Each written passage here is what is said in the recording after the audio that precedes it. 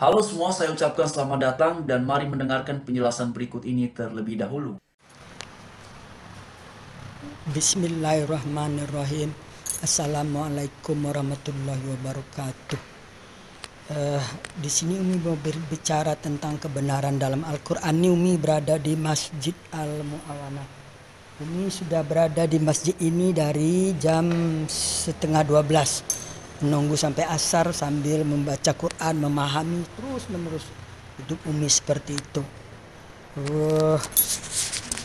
Ini bisa dilihat ayat 101 sampai dengan 104 surat Bani Israel atau surat Al-Isra atau surat ke-17. Karena gengsi dong kalau bilang surat Bani Israel. Dari kecil Umi diajarkan Buya di Sumatera Barat itu surat Bani Israel. Dan pernah juga belajar ngaji di Jambi. Surat Bani Israel. Gengsi surat Al-Isra atau surat ke-17 ayat 101 dan sampai 104. Di situ Allah memerintahkan Musa atau Moses untuk membawa Bani Israel menyeberang dari Mesir. Maka sampailah di suatu tempat di tanah terjanji itu. Di situ Allah berfirman di ayat 104-nya. Allah berkata bahwa disinilah negerimu, disinilah kamu tinggal sampai kamu dibangkitkan nanti kembali di tempat yang berbeda-beda. Maksudnya mungkin karena perkawinan atau karena merantau atau karena datang ke Indonesia atau ke Amerika gitu.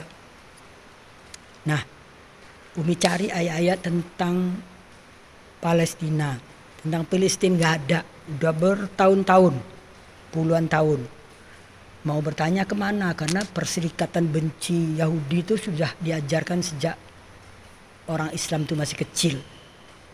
Jadi tidak ada di Quran ini ayat tentang kebencian, tapi orang yang membenci punah emang ada. Inna syani akawal abtar. Oleh karena itu jangan pernah berharap bahwa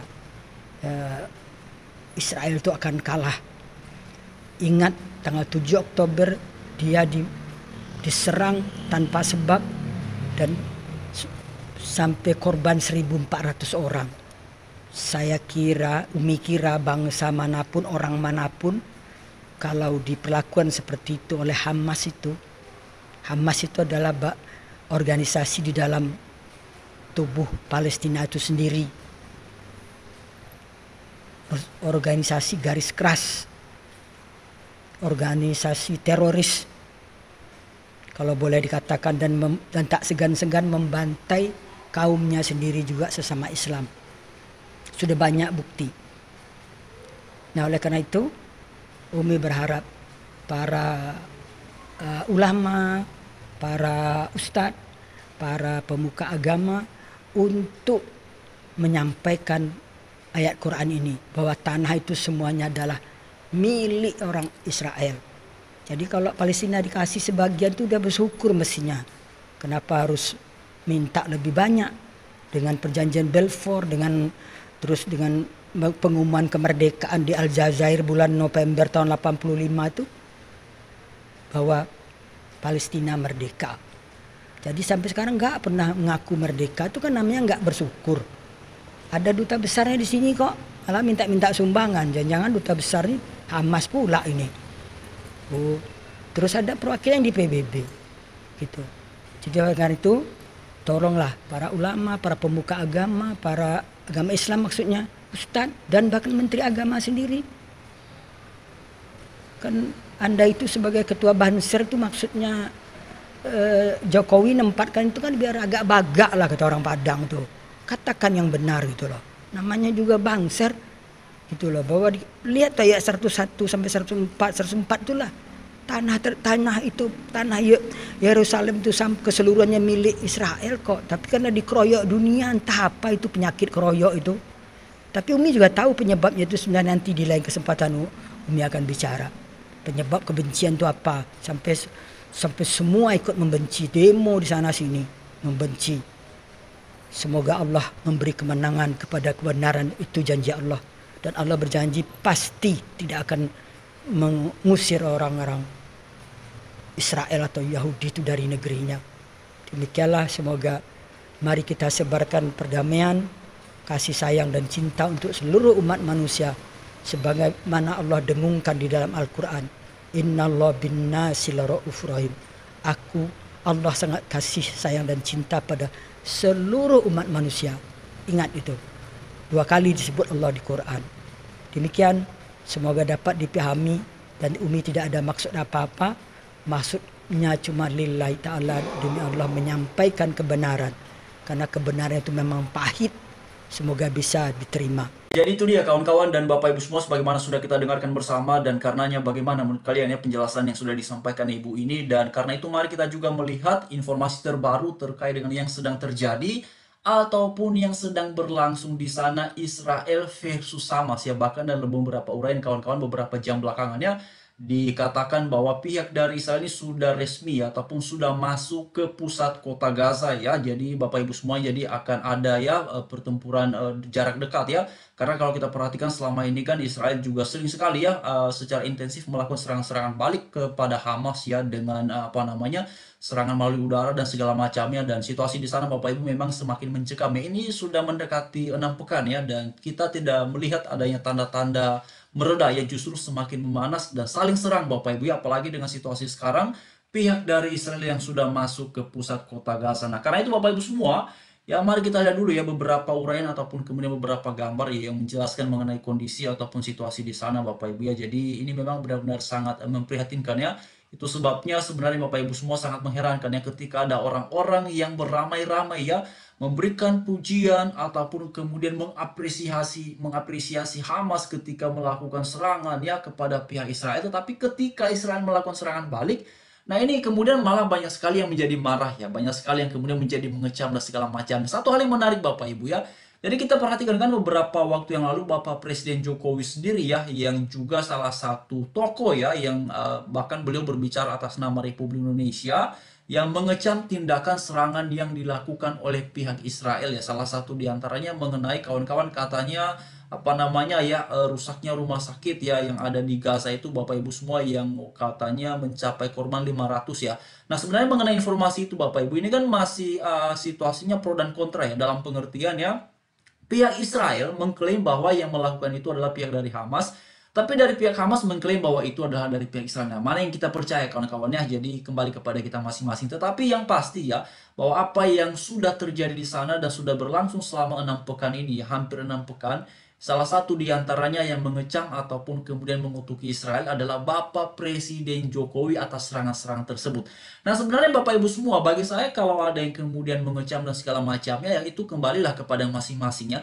Tapi satu hal yang kemudian perlu kita tanyakan sebenarnya adalah, mengapa ketika pihak Hamas melakukan serangan dadakan kepada Israel dan menewaskan sekian banyak warga Israel, bahkan ratusan yang kemudian disandra ya oleh pihak Hamas, kok tidak ada kecaman terkait dengan hal tersebut ya? Karena begini Bapak Ibu, kalau misalnya sungguh-sungguh ya kita berada pada posisi yang mau mewujudkan ataupun kemudian ikut ambil bagian untuk terciptanya perdamaian di sana, maka harusnya mesti berada pada posisi yang netral dan objektif melihat situasi yang di sana sedang berlangsung, dan itu mesti dikaji dalam perspektif yang komprehensif ya, tidak boleh sebelah pihak saja ya. Kalau kemudian Israel dikecam, bagi saya sudah kembali kepada masing-masingnya. Kalau alasannya adalah untuk mewujudkan perdamaian di atas dunia ya, bahwa segala bentuk penjajahan di atas dunia ini harus dihapuskan ya, sesuai dengan amanah konstitusinya kita. Oke, itu bagus tentunya. Kita mengharapkan memang perdamaian terjadi secara menyeluruh ya. Tidak ada yang perlu menjadi korban di antara kedua belah pihak.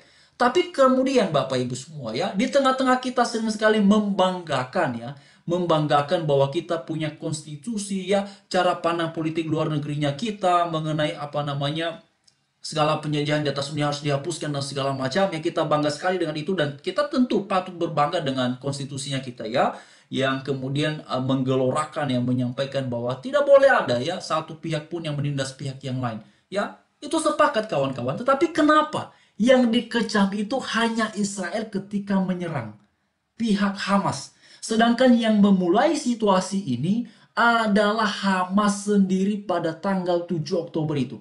Kenapa? Jokowi ya dengan wakil presidennya, dengan berbagai tokoh lainnya juga ya tidak mengecam mereka. Bahkan justru banyak yang memberikan pujian. Ya. Nah itu dia Bapak Ibu ya, itulah situasinya memang. Tetapi memang ini tidak mengherankan sih sesungguhnya. Kalau kita melihatnya secara jujur ini tidak mengherankan ya.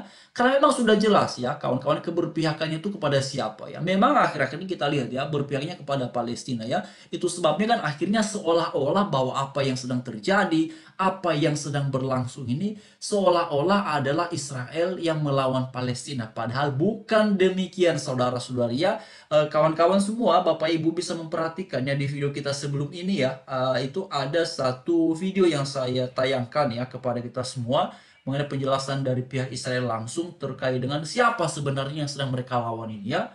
Dan itu jelas Bapak Ibu, yang sedang mereka lawan adalah Hamas yang melakukan serangan kepada mereka. Dan Bapak Ibu semuanya ya, oleh beberapa negara ya Hamas ini sudah digolongkan ya ataupun kemudian dikategorikan sebagai teroris ya. Ya itu oleh beberapa negara kawan-kawan itu sudah ramai sekali ya. Dan memang kalau Hamas ini bangsa kita di Indonesia digemari ya, dipuji-puji saudara ya, digemari, dipuji-puji dan segala macam. Nah itulah Bapak Ibu ya. Jadi sebenarnya kalau bagi saya secara pribadi begini ya, kalau misalnya kalian memuji Hamas, mendukung Hamas ya, kita mau bilang apa ya?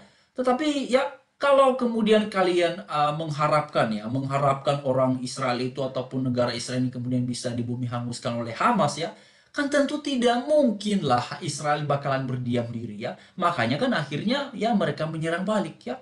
Nah karena itu ketika Israel menyerang balik harusnya kita bisa bersikap sportif ya, bisa bersikap objektif ya. Mau bagaimana lagi kan Hamas menyerang ya Israel menyerang ya.